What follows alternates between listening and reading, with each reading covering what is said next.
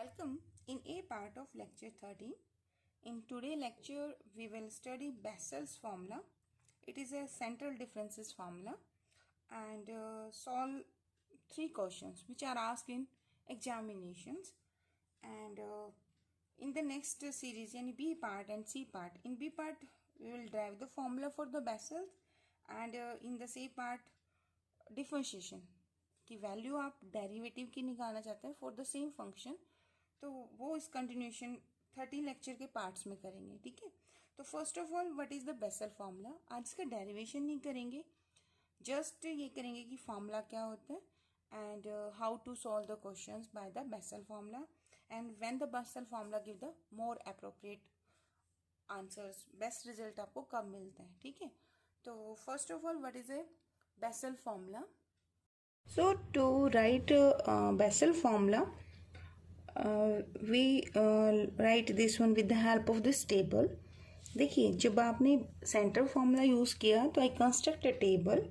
ठीक है, आपके अबोव टर्म्स भी होंगी, बिलो भी होंगी. तो जो आपने सेंटर एक्स नोट कंसिडर करना है उसके कॉरेस्पोंडिंग जो वैल्यू ऑफ वाई है दैट इज़ वाई नोट. तो नेक्स्ट वैल्यू कौन होगी? y1. ठीक है, then you will construct the table.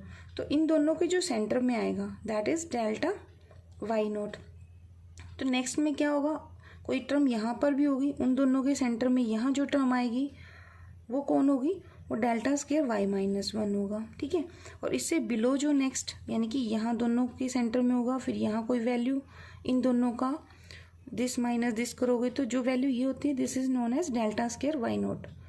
ये आपने टेबल में किया था. ठीक है, तो I am again telling you, इन दोनों का डिफरेंस करोगे मतलब delta square y naught minus delta square y minus 1, it's value is delta cube. मतलब जो टेबल में यहाँ सेंटर में पॉइंट होगा वैल्यू होगी that is delta cube y minus 1. Next एक इसके यहाँ सेंटर में होगा, एक टर्म इन दोनों के जो सेंटर में आएगा वो आएगी. ठीक है, तो this is delta 4 y minus 2 and delta 4 y minus 1.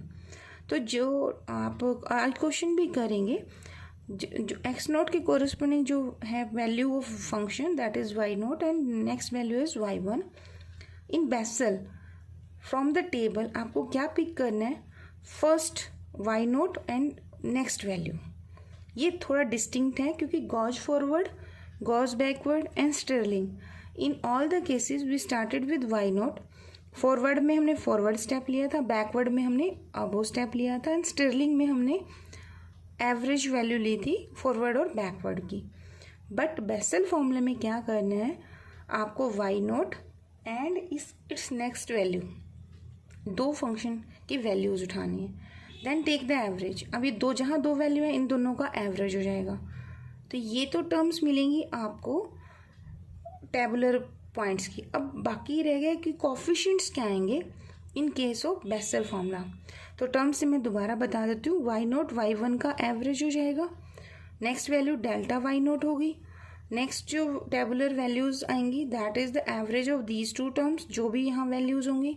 Next is this delta cube y minus 1 यानी कि जो आपका सेंट्रल लाइन के ऊपर वैल्यूज आएंगी. ठीक है, देन इन दोनों का average and then this one. वैसे इसकी जरूरत हमें पड़ती ही नहीं कभी, रीजन बीइंग इतनी वैल्यूज होती नहीं टेबल में, बट अगर बाई चांस किसी क्वेश्चन में है तो you can use this one also. Pattern आपको बताती हूँ कैसे. देखिए, जो पहली टर्म मिलेगी ना उसमें कोफिशिएंट 1 लेना है. ये तो आपका सब फॉर्मूलाज में 1 ही है, वाई नोट ही एंटर होता था, बस बेसल में याद रखना यहाँ इन दोनों का एवरेज लेना है. ठीक है, ये डिफरेंस है बेसल में. नेक्स्ट सभी में u था बट यहाँ कौन है? u minus half. तो ये इसमें अलग से करेक्टरिस्टिक्स हैं, कोफिशिएंट आ गया. नेक्स्ट टर्म में कौन है? u minus 1 into you by 2 factorial. Next में इन दोनों को मल्टीप्लाई कर दो एक तरह से, यानी u minus half u minus of, तो u minus half u minus 1 by 3 terms है ना, 3 फैक्टोरियल. नेक्स्ट वैल्यू क्या आएगी? नेक्स्ट इज आपका u minus 2 u minus 1 u plus 1 by 4 factorial. मतलब एक बार हाफ लिया, फिर इसमें आपका जो थर्ड डिफरेंसेस है वहाँ पे फिर हाफ फैक्टर आएगा. मतलब जहाँ जहाँ आपके और डिफरेंसेस आते हैं ना टेबल में उसमें u माइनस 1 बाई 2 मतलब u माइनस हाफ आपका मल्टीपल में बनेगा in place of u minus one, u minus to. देखो इसमें देखो ये आपका फर्स्ट डिफरेंसेस वाला है, सेकंड डिफरेंसेस में पूरी टर्म आ गई है, थर्ड डिफरेंसेस में फिर हाफ आ गया, एंड फिफ्थ में u minus two, u minus one, u minus half, u और u प्लस वन, फिर आपका हाफ आ गया। ठीक है, यानी फोर्थ वाले को क्या किया है, हाफ से ही तो मल्टीप्लाई है। ठीक है, तो यानी कि अब आपके कॉफिशिएंट क्या बन गए, वन, u माइनस हाफ, फिर u माइनस वन, फिर u माइनस हाफ इससे मल्टीप्लाई कर दो, फिर आप एक फिर स्टेप ले लो u minus two, u minus one, u plus one, और फिर आप इसी टर्म को फोर्थ वाले को u माइनस हाफ से मल्टीप्लाई कर दो। ठीक है, तो ये तो है आपकी मतलब p वैल्यूज़, और आपकी टेबुलर वैल्यूज़ इस तरह से एवरेज लेना है। तो फार्मूला विल बिकम्स, आपका फार्मूला क्या बनेगा, x is equal to x naught plus u h, x is the point where you want to estimate the value of your function. ठीक है, एक्स नोट क्या होगा, इसके कॉरस्पॉन्डिंग लेना है। अच्छा, इसमें आपका ना जो p वैल्यू है that should be lie in this interval, then this method gives better result, and best result ये तब देता है जब आपका यहाँ p की बजाय सॉरी u लिख लीजिए, u इज इक्वल टू कितना होगा, हाफ होगा। ठीक है, अभी हम p में भी लिखेंगे फार्मूला, क्योंकि in some book there is formula p, in some book formula is in u form.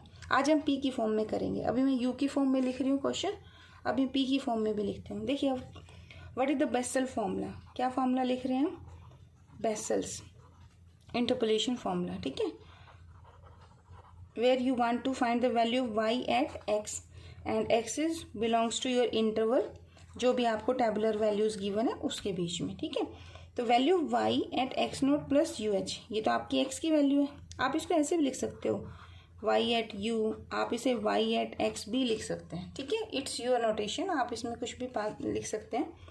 And देखिए मैंने पहला स्टेप क्या बताया, from the table in Bessel you will start with y naught and y1, तो दो values हैं तो you will take the average of this one, plus क्योंकि कॉफिशिएंट कितना था आपका, here coefficient is 1, then next value the coefficient is u minus half, so you write here u minus half and from the table delta of y naught, फिर plus then this one u minus 1 into u by 2 factorial, I wrote this here, and average of these two terms, this one। ठीक, फिर plus sign plus then this coefficient u minus half u minus 1, तो I write u minus 1 u minus half u, तीन product हैं तो 3 factorial. ठीक है, और coefficient ये वाली टेबुलर वैल्यूज, प्लस नेक्स्ट क्या है, इवन डिफरेंसेस है, इवन में u माइनस हाफ वाली टर्म नहीं आएगी, simple u minus to, next value u minus one, next u 1 का इंक्रीमेंट करना होता है एक्चुअली। ठीक है, तो u माइनस टू में 1 जोड़ोगे तो u प्लस 1 ही बनेगा, 4 फैक्टोरियल। अब यहाँ पे टेबुलर वैल्यू क्या आएंगी, इन दोनों का एवरेज। ठीक है, अगर आपसे कोई कहता है कि नेक्स्ट वैल्यू भी लिखो तो कोई प्रॉब्लम नहीं, ये आपका कौन सा डिफरेंस, फिफ्थ हाफ आएगा, यानी इस टर्म में हाफ से मल्टीप्लाई करना है, u minus two, u minus one, this is u minus of half, then this is u and u plus 1, how many continue product of u, 5, so you will write 5 factorial here, and this term यानी कि delta 5 of y minus 2 and plus so on। ठीक है, तो ये आपका formula है। अब some time जैसे आज ही हम नोटेशन यूज़ करेंगे, in today I will use this one, x is equal to x naught plus p h. तो बताओ फॉर्मूले में क्या चेंज होगा, जस्ट आपने क्या करना है, जहाँ जहाँ आपका u है वहाँ वहाँ आप क्या कर दोगे, p की वैल्यू कर दोगे, process remains the same, so your formula will become, I wrote again y p is equal to half y naught y one, फिर u माइनस टू था तो p minus two delta of y naught, and this is p u minus one, that is p minus one, p by 2 factorial, delta square of y minus one, delta square y naught by 2, यहाँ आपका u minus one था तो क्या change हो जाएगा, p minus one, p minus half, p by 3 factorial, मतलब जहाँ जहाँ आपका u है वहाँ वहाँ आप क्या पुट कर देंगे, p, क्योंकि आप क्या चेंज कर रहे हो, आप कह रहे हो x is equal to x naught plus u h, मैंने कहा x is equal to x naught plus p h, तो what will be the change in the formula, everywhere you will write u की जगह पे p। ठीक है, अच्छा अब मैंने ये चीज़ वैसे बता भी दी, लिखी हुई देख लीजिए आप कि p equal to half terms contain और डिफरेंसेस, जैसे हमने फॉर्मूला में देखा, जो ऑड डिफरेंसेस वाले टर्म्स हैं क्यूब, उसमें हाफ है, यहाँ हाफ है, और फिफ्थ टर्म मैंने प्रीवियसली लिख के दिखाया। तो this formula gives the most stable when p is equal to half, क्योंकि मोस्टली टर्म्स तो आपकी जीरो बन जाएंगे इसमें, ठीक है ना, तो ज़्यादा अप्रोप्रिएट है। And it gives the better result when p lies in this range. अच्छा, हमें चेंज भी करना है थोड़ा सा। कल वाले लेक्चर में स्टिरलिंग के लिए मैंने रेंज -1/2 से आपको हाफ बताई थी, तो उसे चेंज कर लो आप। स्टिरलिंग के लिए बेस्ट रिजल्ट आपका बनता है -1/4 से 1/4 के बीच में, और ये मैं एस एस शास्त्री की बुक से बता रही हूँ, ठीक है। तो let us take one example based on the Bessel formula. Question is use Bessel formula to find the value of y at 32 given that y at 20 is equal to 14.035, y 25 this one, 30 पे ये value है, 35 पे ये this one, and this 40 पे and 45 पे this one. आपको find out करना है वैल्यू ऑफ y एट 32। 32 जो है इस रेंज में 30 और 35, ठीक है, इस रेंज के इंटरवल में लाई कर रहे हैं। तो आपकी पोजीशन है 1 2 3 4 5 6 वैल्यूज़ गिवन है। तो आप 30 और 35 रेंज देख लो इसकी कहाँ बनती है आपकी 1/4 से 3/4 के बीच में। तो I am taking here x naught is equal to 30, ठीक है, 20 25 से 30, तो डिफरेंस कितने का है यहाँ पर? The value of h is equal to 5। तो I wrote here h is equal to 5। तो अब आपका x कितना गिवन है जिस पर वैल्यू कैलकुलेट करनी है? इट्स 32, ठीक है। तो value of x is 32, x naught I am supposing 30, p I want to calculate, and h is the value is 5। तो ये एक्सप्रेशन आपको क्या आंसर देगा? p value is equal to x minus x naught by h। तो x minus 30 by h की वैल्यू कितनी है? 5।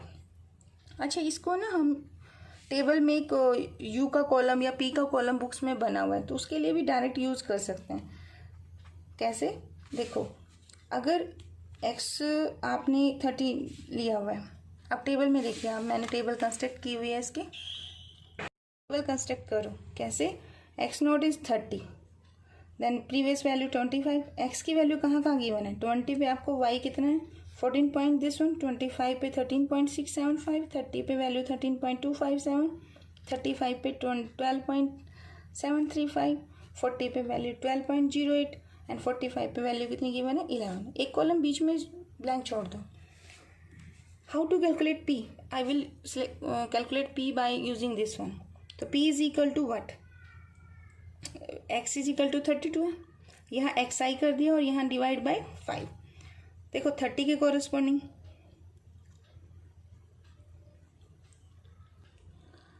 आई again wrote x minus 30 by 5, वो गलत लिखा था, 35 2 है ना। तो what is the value of x? x आई आपका ये वाला है, तो यहाँ वैल्यू कितनी है x की? 20। तो 20 माइनस 30 बाय 5 कितना आएगा? 20 माइनस 30 यानी -10 बाय 5। तो आई गोट कॉरस्पॉन्डिंग। अगर आप ये पॉइंट लेते हैं ना, x की वैल्यू 20 पे निकालनी हो और आपने सेंटर कहाँ माना है? आपने सेंटर 30 पे कंसीडर किया है, इन that case your p will be -2। Similarly अगर 25 करते हो, सेंटर आपने 30 कंसीडर किया है, तो value p is 25, p is -1। तो इस फॉर्मूले में आपने x की वैल्यूज़ पुट करनी है, तो यू गॉट दिस वन। वैसे इसका यूज़ होगा नहीं कैलकुलेशन करते हुए, बट बुक में बना रखा, आप भी बना लेना, ठीक है। ओके, अब x नोट कितना है? 30। हमें तो इसके कॉरस्पॉन्डिंग फंक्शन की वैल्यू देखनी होती है, तो इसके कॉरस्पॉन्डिंग आपका फंक्शन कितना है? फंक्शन इज दिस वन, ठीक है। आज फार्मूला कौन सा कर रहे हैं? बेसल। तो this value is my y naught, ठीक है।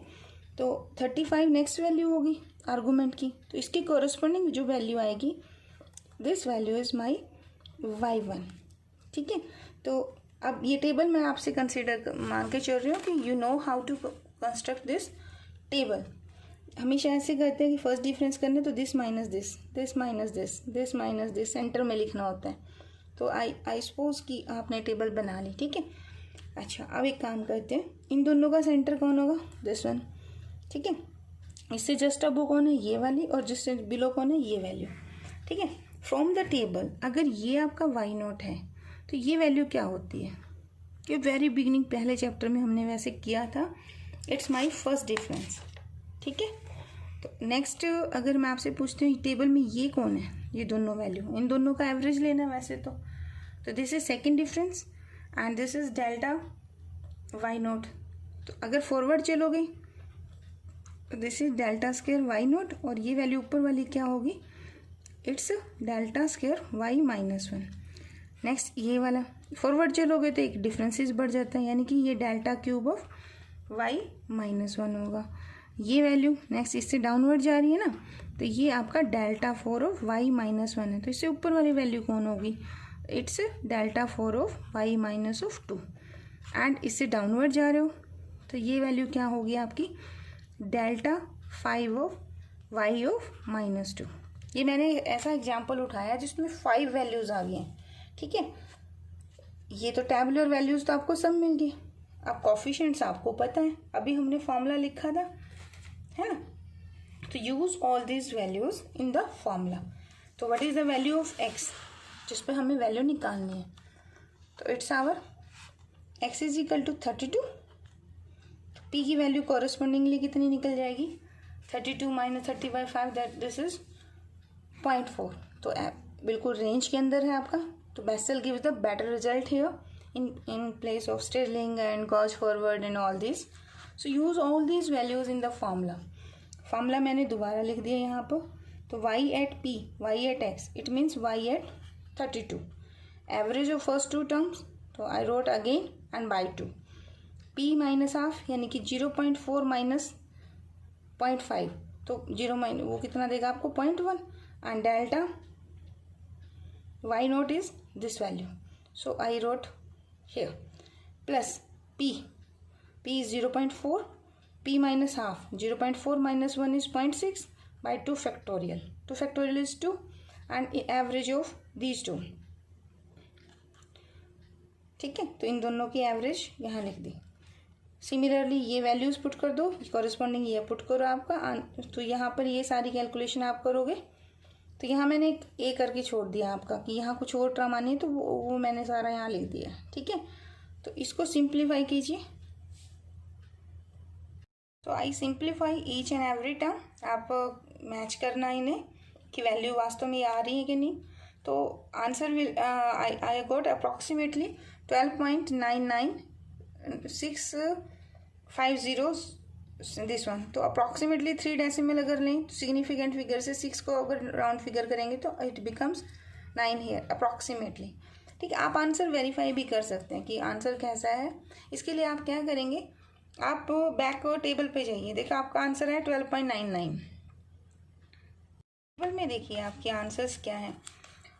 20 पे वैल्यू 14 है, ठीक है। 25 पे 13 है, 30 पे 13 पॉइंट है और 35 पे 12 पॉइंट। पैटर्न क्या कह रहा है, पैटर्न कह रहा है कि फंक्शन आपका डिक्रीजिंग फॉर्म का है। तो आपको 32 पे वैल्यू निकालनी है ना। 32 पे वैल्यू 13.257 से बड़ी आएगी, ठीक है ना, सेंटर से में जाएगी कुछ। और 12 इससे छोटी आएगी, सॉरी डिक्रीजिंग फंक्शन है ना, 13.257 और 12.734 से ग्रेटर। तो आपका आंसर कितना है, 12.999 आया ना। तो इससे ज़्यादा है और इससे क्या है, कम है। तो इसका मतलब हमारा आंसर क्या जा रहा है, ठीक जा रहा है, ठीक है। तो let us take one more example based on Bessel formula. Question is, the pressure P of wind corresponding to velocity V is given by the following data. Estimate the pressure when velocity of the wind is 25. अब अभी तक तो जो question हमने किए ना वो function of x की है, ठीक है। तो कोई ज़रूरत होना होता है क्वेश्चन की एप्लीकेशन सिर्फ यही होगी। आप जो टेक्निक ये न्यूमेरिकल मेथड लगा रहे हो, इट्स एस्टिमेटिंग टेक्निक, कि वास्तव में आपको फंक्शंस का रिलेशन नहीं पता और you are calculating the corresponding values at other points, ठीक है ना। तो ये इसकी एप्लीकेशन है और बहुत यूज़ होती है बच्चों ये, है ना, आगे हायर उसमें रिसर्च में भी एस्टिमेशन टेक्निक्स। तो आपको आदत है थोड़ी सी एक्स में और वाई में, यानी डिपेंडेंट और इंडिपेंडेंट वेरिएबल में पढ़ने की। तो यहाँ pressure depend upon the velocity of the wind, ठीक है ना। तो I am supposing let velocity is your x variable and pressure is your y variable, and the relation between these two variate is given by this relation. Velocity is 10, wind velocity आपको given है actually, तो velocity 10 है तो corresponding pressure is 1.1. Unit is not mention here, ठीक है, कोई नहीं. Then velocity is 20, तो this pressure is 2, 30 to 4.4 and 40 to 7.9. And question क्या है आपसे, किस पॉइंट पर वैल्यू पूछी गई है, 25 पे. एज वी नो कि हमारा पी क्या आएगा, पी की वैल्यू अगर हाफ आती है ना, तो which central difference formula is more accurate appropriate, that is our Bessel formula, ठीक है ना. तो ये हमें पता है कि Bessel is more appropriate in that case. So 20.5, अब 25 एट 25 इन दोनों के सेंटर में लाई कर रहे हैं, यहाँ लाई कर रहे हैं. तो 2 टर्म्स अबोव 2 टर्म बिलो, तो ये ज़्यादा सेंटर है आपका ना. करने को आप 20 भी ले सकते हो, फॉरवर्ड लगाओगे 30 भी ले सकते हो, बट अगर हमें डाटा गिवन है, आप ऐसा फॉर्मूला अप्लाई करेंगे जिसके अंदर आपका पूरा डाटा यूज़ होगा, ठीक है ना. तो हियर आई एम सपोजिंग आपका पॉइंट इसके बीच में लाई कर रहे हैं, और बेसल जो फॉर्मूला होता है ना, वो इसको और इसको दोनों को कॉरस्पॉन्डिंग वाई नॉट, और y naught is this one and y one is this one, दोनों को यूज़ करेगा. तो I apply here Bessel formula, ठीक है. तो इसके लिए हम क्या करें, सेंटर कंसीडर करना पड़ेगा. Centre is 20 and difference in the data 10, 20, 30, 40, कितना का डिफरेंस है, 10 का डिफरेंस है. So I using here the formula x is equal to x naught plus p of h. I need the value of p. x is equal to जिस point पर वैल्यू निकालनी है, ठीक है. टू फाइंड द p, या आप direct कह सकते हैं x minus of x not. x not कितना कंसिडर किया आपने, 20, और h की वैल्यू कितनी है, दैट इज 10, ठीक है. तो हर पॉइंट के कॉरस्पॉन्डिंग भी p निकल सकता है आपका, वो टेबल में कॉलम बनाने के लिए हम यूज़ करते होते हैं, ठीक है. तो आपको y किस पॉइंट पे निकालना है, 25 पे. In that case your p की वैल्यू क्या हो जाएगी, put x is equal to 25, तो 0.5 आ गया, हाफ आ गया, एक तरह से ये कह सकते हो, ठीक है. अब इसकी टेबल कंस्ट्रक्ट करो आप. तो मैंने ऑलरेडी कंस्ट्रक्ट की हुई है. x की value 10, 20, 30 and 40. In this formula, if I put x is equal to 10, my p value will be -1. When I put x is equal to 20 in this formula, sorry ऊपर चला गया, x is equal to कितना कह रही हूँ मैं, 20. तो 20 put करोगे तो p इज 0. सेंटर के जिस पॉइंट को आप सेंटर मानते हो ना, उसके कॉरस्पॉन्डिंग p की वैल्यू 0 आएगी. वैसे इसका यूज़ नहीं होगा, बट बनाया हुआ है तो आप भी कर लीजिए, बुक्स में आप क्या बना हुआ है, ठीक है. जस्ट पी देखना होता है कि सेंटर कितना शिफ्ट हो रहा है, शिफ्टिंग द ओरिजिन हो रहा है एक्चुअली यहाँ पर ना, ओके. अब when x is equal to 10, your value y is 1.1. When x is equal to 20, y is 2, 30, y is 4.4, x is equal to 40. x का मतलब मैंने किसको x माना है, मैंने वेलोसिटी ऑफ विंड को x कंसिडर किया हुआ है, and corresponding y is my pressure here, so its value is 7.9. Then construct the table. So 2 minus 1.1 is 0.9, 4.4 minus 2 is 2.4, 7.9 minus 4.4 is 3.5. ठीक है. Second difference table, 2.4 minus 0.9 it gives 1.5, 3.5 minus 2.4 it gives 1.1. Next क्या होगा, 1.1 minus 1.5 it is minus का 0.4. अब देखो third difference term and first difference term. मुझे पता है इस क्वेश्चन में, क्योंकि मेरी p की वैल्यू हाफ है, इन दोनों टर्म का कंट्रीब्यूशन आना ही नहीं. ओनली द टर्म्स 1 और third, first difference, without difference and second difference, इनसे आंसर आएंगे. बाकी टर्म ऑटोमेटिकली क्या हो जाएगी, 0 बन जाएगी. तो एक काम कीजिए, फॉर्मूला लिखिए क्या है आपका बेसल का. तो मैंने लिख दिया आपका yp इज इक्वल टू क्या होगा, x नोट आपका 20 है, 20 के corresponding 2, its value is y naught and it is my y1. this value is equal to delta of y naught, and फिर इन दोनों के सेंटर से अब हो जाओगे आप, y naught and y1, this center value, then this one, it's my center values, ठीक है. so y naught plus y1 by 2, तो 2 plus 4.4 by 2, ये टर्म आपकी इसके कॉरस्पॉन्डिंग, ये तो आंसर 0 बन जाना है, ठीक है. नेक्स्ट में क्या होगा, p minus 1 by 2 factorial. 2 factorial कितना होता है, 2 होता है. तो p की value 0.5, 0.5 minus 1 is again minus 0.5/2, average of these two terms. तो ये दोनों टर्म आपकी ये बन जाएंगी, तो इन दोनों का एवरेज, और थर्ड टर्म क्या हो जाएगी 0। तो यहाँ ये टर्म 0, ये 0, तो ये 2.4, this 6.4/2, and this is minus का 5 5 जा 25, इन दोनों को ऐड करके 2 से डिवाइड।